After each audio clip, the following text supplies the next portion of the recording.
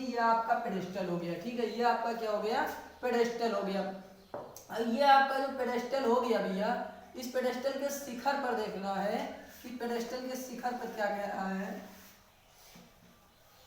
ये मान लीजिए आपका हो गया पेडेस्टल, मानना ही है भैया, हमारा मैथ में मानना चलता है।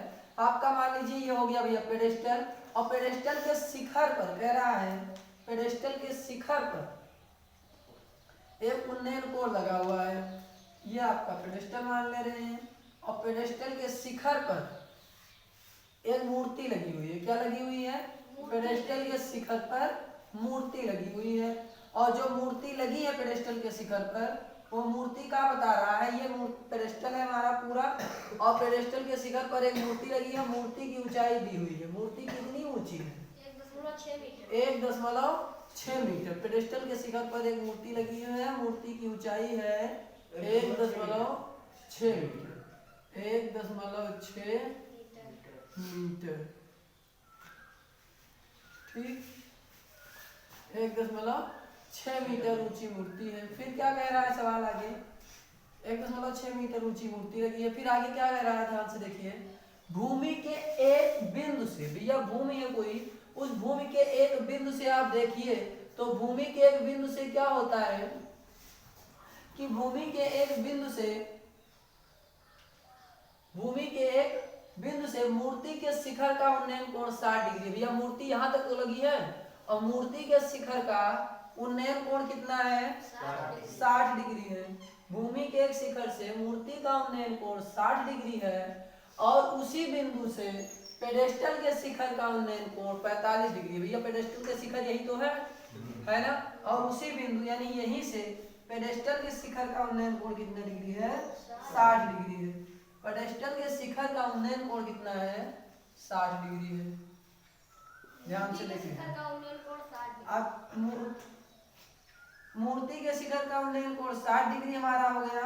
फिर पेडेस्टल के शिखर का उन्नयन कोण 45 डिग्री बता रहा है, ये हमारा पेडेस्टल।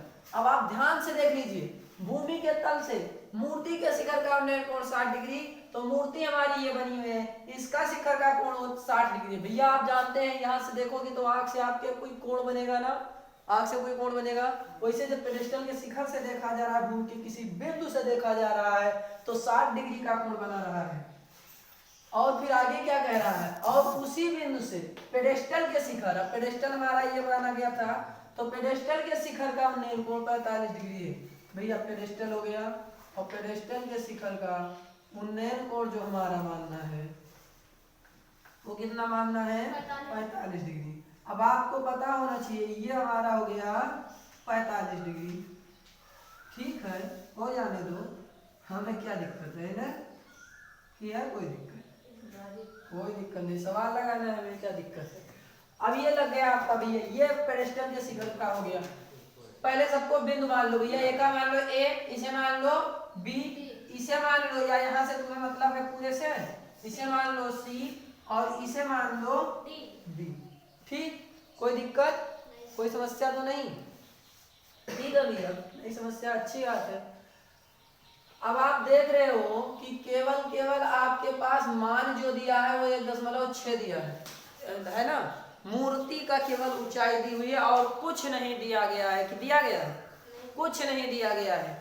अब आकृति बन गई है आपकी, अब सवाल कैसे लगाएंगे आप, ये भी देखना जल्दी है कि आंसर आ जाए, क्योंकि आपको ज्ञात क्या करना है, पेडेस्टल की ऊंचाई ज्ञात कीजिए। सवाल में जो सिद्ध करना रहे, जो ज्ञात करना रहे, उसे सबसे पहले ध्यान रखना है, ज्ञात क्या करना है, पेडेस्टल की ऊंचाई ज्ञात करनी है, यानी ये ज्ञात करना है आपको, है ना, इस आकृति को, इस ऊंचाई को ज्ञात करना है। कोई दिक्कत, पेडेस्टल की ऊंचाई ज्ञात कीजिए, ठीक है। पेडेस्टल की ऊंचाई किस त्रिभुज में आ जाएगी, बी सी डी में, बी सी डी में। तो भैया पहले लेकर चल दो, त्रिभुज बी सी डी में चलेंगे, इसे लिख देना होगा, जैसे सब सिद्ध करते थे त्रिभुज तो लेकर चलते थे, ऐसे लिख दीजिए बी सी डी में। पहले पेन रख दीजिए, आप लोग पेन रख दीजिए, ध्यान से समझ लीजिए, समझ गए तो लग जाएगा। पेपर आपका 24 तारीख को है। अब इतना अगर छाप भी लोगे तो कुछ कर नहीं पाओगे, छापने से कुछ होगा नहीं, होगा ना, समझ लीजिए बस। चलिए देखिए, पेडेस्टल की ऊंचाई ज्ञात कीजिए। त्रिभुज BCD में चलना है, त्रिभुज BCD में हम चलेंगे। अब BCD में हम क्या कर रहे हैं, BCD में देख लीजिए आपका कितना कोण बन रहा है 45 डिग्री का। ये चीज पता है आपको कितना कोण बन रहा है 45 डिग्री का। कितना कोण बन रहा है 45 डिग्री का। ठीक है, बनने दो 45, क्या करना है हमें 45 बने चाहे 90। अब देखिए ज्ञात क्या करना है आपको, ये चीज ज्ञात करनी है ना, लंबाई ज्ञात करनी है। क्या ज्ञात करनी है, लंबाई ज्ञात करनी है। भैया यही पॉइंट समझना है आपको सबसे ज्यादा, यही ज्यादा कंफ्यूजन होती है जो हम बता रहे हैं। देख लीजिएगा, लंबाई आपको ज्ञात करनी है और आपके बाद भैया लंबाई ज्ञात करनी है। ठीक है, कर्ण ज्ञात करने का कोई मौका है, कोई मतलब जरूरी है, कोई आवश्यकता पड़ेगी कर्ण की हमें? भाई इसके बीच की दूरी पूछ ही नहीं रहा है, तो हमें कर्ण ज्ञात करने की क्या आवश्यकता? कर्ण की कोई जरूरत है? कर्ण का कोई काम नहीं है। हमें लेने की जरूरत क्या है, आधार। भाई ज्ञात करना है पेडेस्टल के शिखर की ऊंचाई यानी BC, और हमें जरूरत है CD की। CD की जरूरत क्यों है? CD की जरूरत इसलिए है देखने के लिए, नहीं कोई कह रहा देखने है CD अब जहाँ देखी जाती तो LED देखी जाती है ना। चलिए ठीक है, अब CD वाला काम खत्म हो गया भैया, अब CD में नहीं काम होता है। चलिए देखिए यहाँ क्या है, CD हमें इसलिए देखना है कि आधार हमारा कंफर्म हो जाए। क्या हो जाए? और ये आधार कंफर्म हो जाएगा तो बड़े वाले त्रिभुज में भी लग जाएगा भैया। किस वाले त्रिभुज में? ACD में, है ना, ACD में भी लग जाएगा आधार, है ना, और इसी से हमारा काम हो जाएगा। तो हमें क्या लेकर चले, लंब और आधार, यानी क्या लेकर चले, लंब बटा आधार। अच्छा, लंब बटा आधार लेकर के चलेंगे तो लंब बटा आधार किसका होता है भैया? लंब बटा आधार किसका सूत्र में आता है? किसके त्रिकोणमितीय अनुपात? tan के। ये आपको पता होगा भैया, ना जानते हो तो इसे लिख लीजिएगा, लाल बटा कक्का, है ना, कोई गाने लाल बटा लाल बटा कक्का, कोई लाल बटा पक्का। अरे नहीं, लाल दूसरा वाला ये है, ठीक है, लाल बटा कक्का। लाल बटा कक्का मतलब लंब बटा कर्ण, आधार बटा कर्ण और लंब बटा आधार, यही तो होता है। ये होगा साइन, ये होगा कास और ये होगा tan। tan tan tan, ठीक, क्या होगा tan। tan में तो पढ़ रहे हो तुम लोग, जो पढ़ते हो वही काम करते हैं। tan क्या कहेंगे? हाँ, तो tan होता है। चलिए ठीक है, देखो यहाँ क्या करेंगे, tan हो जाएगा, क्योंकि लंब बटा आधार किसका होता है? tan, और tan थीटा पहले लिख लो, है ना, tan थीटा बराबर लंब बटा आधार। तो tan थीटा बराबर लंब बटा आधार, तो यहाँ देखो tan थीटा के जगह पर क्या लिख देंगे, लिख नहीं देंगे, मान दिया है त्रिभुज BCD में थीटा का मान दे रखा है 45 डिग्री। तो tan 45 डिग्री बराबर लंब बटा आधार। लंब कितना है? AC लंब हो गया हमारा ये ना, तो ये कितना है BC, और बटा आधार कितना है हमारा CD। अब देख लो भैया, tan 45 का मान कितना होता है? tan 45 का मान 1 होता है, और BC का मान दिए नहीं है कुछ, और ना CD का मान दिया है। ध्यान से देख लीजिएगा, ना BC का मान दिया है ना CD का मान दिया है, ठीक है, ना BC का मान आपके पास है ना CD का मान आपके पास है। अब क्या करेंगे, अब तो आप शॉर्ट में जानते हैं भैया, बटा 1 करिए और क्रॉस मल्टीप्लाई यानी तिरछा गुणा कर देना है, ये तो होगा। चलिए ठीक है, समझते रहिए। CD का नाम CD और BC का नाम BC बराबर हो जाएगा हमारा CD, BC बराबर CD हो जाएगा। अब ये हमारा क्लियर हो गया कि आ गया BC बराबर CD, ठीक है, BC बराबर CD, कोई दिक्कत तो नहीं हो रही है। अब यहाँ क्या चीज मिला आपको, यहाँ ये चीज मिल गया कि भैया जो पेडेस्टल के शिखर की ऊंचाई है वही आधार की ऊंचाई होगी, यही तो मिल गया। क्या मिल गया कि पेडेस्टल के शिखर की ऊंचाई बराबर होगी आधार की ऊंचाई की। मिल गया, नहीं मिल गया? बहुत आसान भैया। अब क्या करना है, ये मिल गया। अब इसी तरीके से अगला त्रिभुज लेकर के चलो। अगला त्रिभुज हमारा क्या होगा? त्रिभुज ACD में चलेंगे भैया। त्रिभुज ACD में जब चलेंगे, ACD पे चल रहे हैं, तो हम देख लीजिए फिर वही चीज, क्योंकि हमें ज्ञात करनी है कर से कोई मतलब नहीं, वास्ता नहीं है, कोई परोजन नहीं है, सीडी हमारा निकालना पड़ेगा। और हम जो ये लेकर चलेंगे AC, है ना, क्या होगी इसकी ऊंचाई AC, यानी लंब बटा आधार यहाँ भी लग रहा है भैया, वही चीज लंब बटा आधार। और लंब बटा आधार किसका होता है, tan का, किसका होता है, tan थीटा का लंब बटा आधार होता है। तो यहाँ हो जाएगा tan का मान कितना है, कितने डिग्री का कोण बन रहा है, मूर्ति का शिखर देखो कितना बन रहा है, 60 डिग्री। आंख से देखो 60 बनेगा। हाँ ठीक है, बनत है तो कहे झगड़ा, 60 डिग्री बराबर। और लंब बटा आधार, लंब का मान कितना होगा AC, यही तो है, AC बटा, और आधार का मान है CD, आधार का मान है CD। tan 60 बराबर AC बटा CD, कोई दिक्कत, AC बटा CD, ठीक है। tan 60 बराबर AC बटा CD होगा।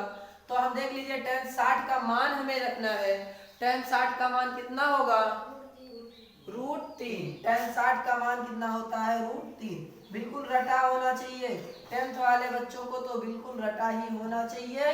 मान नहीं रटा रहेगा तो काम गड़बड़ है, खाली मन में रटा होना भी चाहिए, खाली माने तो चाहिए इसमें, और कुछ नहीं चाहिए। आकृति बनाना थोड़ा दिमाग लगाओ, आकृति बनाना हम आज आपको सिखाई दे रहे हैं, और थोड़ा दिमाग लगाइए। कुछ 16 सवाल है, 16 में से 2 तो आना ही आना आना आना आना है, बिल्कुल तय है। चलिए देखिए AC का मान कितना होगा, AC का मान आपको पता होना चाहिए, AC यहाँ से यहाँ तक की ऊंचाई हो गई।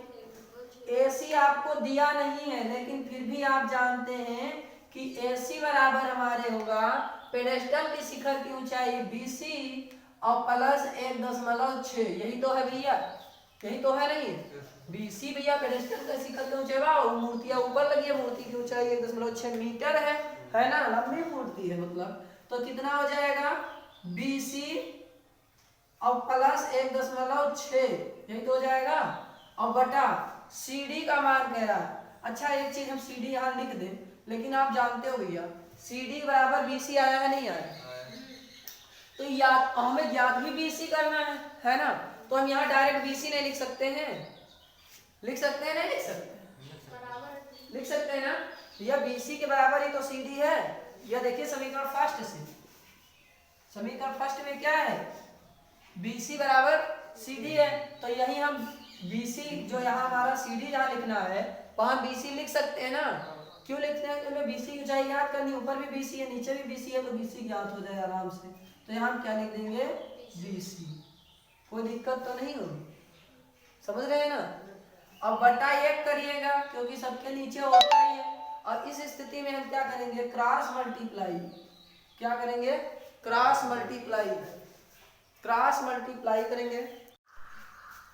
चलिए हम देखते हैं, आपका शिखर का पेडिस्टल का शिखर ज्ञात करना है, √3 BC, BC से गुणा करेंगे तो √3 से BC में गुणा करेंगे तो कितना हो जाएगा, BC √3, यही तो हो जाएगा, यानी √3 BC कितना हो जाएगा, √3 BC, √3 BC बराबर BC प्लस 1.6 मीटर, कितना हो जाएगा 1.6 मीटर। आप देख रहे हो भैया कि √3 बराबर, हाँ BC प्लस 1.6 मीटर। अब आपको इतना तो पता है कि यहाँ हमारा जो √3 है, ये √3 को उधर ले, अच्छा √3 हमारा है, √3 को यहीं रहने देंगे, और BC देखो BC इधर प्लस में इधर आएगा, किसमें हो जाएगा माइनस BC, और बराबर भैया अभी बराबर के उधर तो बचा है, क्या बच रहा है, √3 BC को इधर लाएंगे 75 करके, माइनस BC बराबर 1.6 बचेगा। अब देख लो भैया BC यहाँ है, BC यहाँ भी है ना, बराबर के उधर तो 1.6, बराबर के उधर LHS के उधर 1.6 है, इधर हमारा BC है, इधर BC है भैया, BC दोनों तरफ पे तो क्या करेंगे पड़ी, BC का कॉमन ले लो, चाहे तो वही ये BC यहाँ भी है, तो BC को कॉमन ले सकते हैं ना, BC को कॉमन ले लीजिए। अब BC को कॉमन लेंगे तो यहाँ कितना बचेगा, √3 माइनस, और BC यहाँ है तो BC से BC हटेगा तो कितना बचेगा, बराबर 1.6, समझ रहे हैं, कितने बचेगा 1.6। अब हमें पता है कि √3 माइनस 1 बराबर बच रहा है 1.6। आपको बता दे कि यहाँ आपको एक और तरीका अपनाना है कि BC √3 का मान निर्धारित होता है। √3 का मान कितना होता है, किसी को पता है? √3 का मान, √3 का मान कितना होता है? 1.73। नाइन्थ में आपको भैया पढ़ा होगा समद्विबाहु त्रिभुज, या हाई स्कूल में भी पढ़े होंगे। समद्विबाहु त्रिभुज का जो क्षेत्रफल ज्ञात किया जाता है, समद्विबाहु त्रिभुज के क्षेत्रफल का सूत्र कितना होता है? √3/4 भुजा स्क्वायर, यही तो होता है भैया। समबाहु त्रिभुज का क्षेत्रफल भुजा स्क्वायर, समद्विबाहु त्रिभुज का क्षेत्रफल √3/4 भुजा स्क्वायर। और अगर समकोण त्रिभुज, तीन प्रकार के त्रिभुज महत्वपूर्ण होते हैं। अगर समकोण त्रिभुज का ज्ञात करते हैं तो क्या होता है उनका क्षेत्रफल? समकोण त्रिभुज के क्षेत्रफल का सूत्र क्या होता है? 1/2 आधार गुणे ऊंचाई, 1/2 आधार गुणे ऊंचाई, ये होता है। और समद्विबाहु का √3/4 भुजा स्क्वायर, ये होता है। तो वहां जब आपको √3 लगाना रहता था तो √3 का मान दिया जाता था 1.73। यहाँ भी हो जाएगा, कोई जरूरी नहीं है √3 का मान ज्ञात ही हो, और विधि से ज्ञात हो जाएगा सवाल, ठीक है। और तमाम विधियां हैं, लेकिन तो उससे थोड़ा दिक्कत पड़ेगी, ठीक है। विधियां क्या है, यहीं से सीधा √3 - 1 को हम पक्षांतर कर दें, यहाँ गुणे में आएगा, भाग में हो जाएगा, फिर ऊपर जाएगा, चिन्ह चेंज हो जाएगा, BC का मान निकल आएगा, ठीक है। यहीं से भी निकल जाएगा, कोई दिक्कत नहीं है। लेकिन जो हम लगाने जा रहे हैं वो बहुत आसान विधि है, कोई दिक्कत नहीं है उसमें। √3 का मान आपको पता रहेगा, हमेशा आपको उसे याद करने की जरूरत नहीं पड़ेगी, बस केवल यहाँ आप पढ़ते रहिए। BC का मान कितना हो जाता है, तो BC बराबर BC रहेगा, और √3 का मान कितना हो जाता है 1.73 और -1, भैया एक माइनस दिया है ना, 1.73 √3 का मान हो गया, और उसके बाद -1 दिया ही है, बराबर है हमारा 1.6। भैया 1.73 में से 1.73 में से 1 घटा दिया जाएगा तो कितना बचेगा, तो BC बराबर बचेगा 0.73, यही तो बच रहा है, 0.73 बचेगा, और बराबर 1.6, 0.73 बराबर 1.6 होगा। अब देख लीजिए भैया, BC बराबर 1.6 जो हमारा है, 0.3 को हम पक्षांतर करेंगे, यहाँ गुणे में पक्षांतर होगा, किसमें चला जाएगा, भाग में। 1.6 बटा 0.7, ये चीज आपको पता होगी ना, इतना तो पता होगी कि पक्षांतर कहाँ होगा, गुणे कहाँ होगा, भाग कहाँ होगी, इतने तो पता होगी ना। अच्छा, इस कंडीशन में अब क्या करेंगे अब आप क्या करेंगे इस कंडीशन में, आप लोग ही बताइए कमेंट में, कमेंट करके जल्दी कि इस कंडीशन में आप क्या करेंगे, इस कंडीशन में आप क्या करेंगे, दशमलव हटाएंगे। बहुत सही, दशमलव हटा दीजिए। दशमलव हटाएंगे तो कैसे हटेगा, एक अंक के बाद इधर से दशमलव है और 2 अंक के बाद इधर से। भैया नीचे का दशमलव हटेगा तो ऊपर वाले में 2 जीरो बढ़ जाएगा, क्योंकि 2 अंक के बाद है, और नीचे का दशमलव हटेगा तो नीचे 1 अंक के बाद दशमलव लगा था ना, इस समय तो 2 अंक के बाद लगा, लेकिन 1 अंक के बाद लगा था, इसलिए 1 जीरो बढ़ जाएगा, जीरो। अब ये हो गया हमारा 1600/730, यही तो हो गया। एक जीरो से एक जीरो कट जाएगा, एक जीरो से एक जीरो कट जाएगा, बचेगा 160, कितना बचेगा 160/73, 160/73। भैया 160/73 हमारा बच रहा है, इसमें आप भाग दे दीजिए, क्या दे दीजिए, भाग दे दीजिए। किससे भाग दे दीजिए, 73 से भाग दे दीजिए 160 में। भैया 3 से तो हो जाएगा, देखो नहीं होगा, 73 से सीधा भाग देना है आपको 160 में। आपको पता है किसी से नहीं होगा तो इतना तो आ ही जाएगा अनुमानित मान आपका, क्योंकि बोर्ड एग्जाम में करेक्ट मान दशमलव के बाद जरूरत नहीं होती है। 73 से भाग दे दीजिए भैया, दशमलव के बाद कोई विशेष जरूरत नहीं है। देखो 7 दूनी 14 है ना, 146, 73 का नाम 73, 73 दूना कितना हो जाएगा 146, यही तो हो जाएगा 146, 4 50 10 60, 14 बचेगा, कितना बचेगा 14 बचेगा, यानी दशमलव लगा देंगे, कितना हो जाएगा 140 हो जाएगा, हो जाएगा नहीं हो जाएगा। फिर भैया जब 73 दूना ले जाएंगे तो 146 आपका आ रहा है 140, इसलिए एक बार जाएगा, किसके बार जाएगा, एक बार जाएगा। और ऐसे आपका 3 बार चला जाएगा, यानी आ जाएगा 2.13। यानी आपका BC का मान जो आ रहा है, यानी पेडिस्टल के शिखर की ऊंचाई जो आपकी आ रही है BC, पेडिस्टल के शिखर की जो आपकी ऊंचाई आ रही है BC, वो BC कितना आ रहा है, तो BC आपका आ जाएगा, BC आपका कितना आ रहा है, तो BC आपका आ रहा है, कितना आ गया था 2.13, यानी 2.13 आएगा। यह आपका करेक्ट आंसर रहेगा 2.13। यह भी मीटर स्क्वायर किसकी, पेडिस्टल के शिखर की ऊंचाई होगी। आंसर आपका यह है।